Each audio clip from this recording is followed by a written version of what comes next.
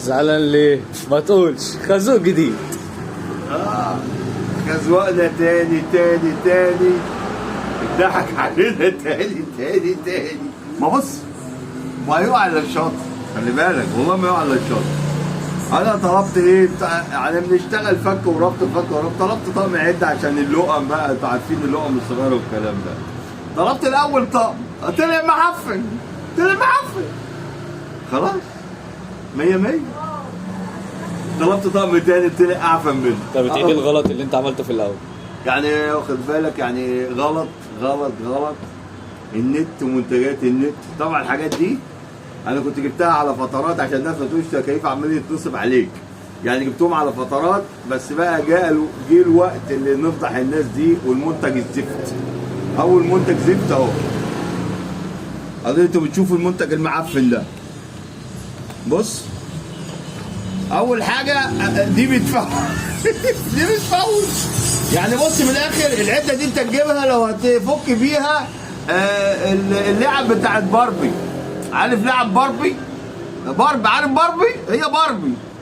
لا هتفك فيها اي حاجه غير لعب باربي هتتكسر في ايدك. والله يعني جينا مثلا نفك كده، نفك زموره اللقمه راحت متفرتكه. جينا نفك، يعني دول لعب باربي، يعني دول العده دي تجيبها لابنك صغنطوط كده ربنا يخليه لك اخر عنقود، تجيب له فك يا ابني بيها لعب باربي. تيجي جايبينها دي لها فتره وزي الخرا ما شاء الله عليها. طلعت بقى العده دي بقلب فيها، انا عاوز، انتوا عارفين اللقم النجمه والالانكيه والكلام. قلت يا دي احنا ضحكنا يضحك علينا في دي، طب نجيب بقى دي حلوه، دي ب 350 ودي ب 350. يعني النصب هم كويسين في السعر، النصب واحد. بص الحاجه الرديئه يا عم، هات لي حاجه نظيفه. اعلان شيء ويجي لك حاجه شيء تاني. بص يا معلم، انت بتشوفها طبعا في النت. بص الرداءه بتاعت المفتاح عامله ازاي، بص الرداءه، بص العفنه. في حد يجي يقول لي طب يا باشا انت ما رجعتوش ليه؟ يا باشا ما هو ده بقى بقول لك اتصل عليا خلاص. الحمد لله الحمد لله، نعيش ونتخزوق، يعني اتخزوقنا واتخورنا. يعني ايه عارف انت يعني ايه؟ ما حدش بيحرم، ما بنحرمش. والله لو اوريك اللقمه اول يوم كده افك بيها وجايبها عشان تبص قدام عامله ازاي عامله ازاي اتعجنت. عارف العجين الصلصال؟ هما ممكن يكونوا عاملين من عجين صلصال ودهنينه.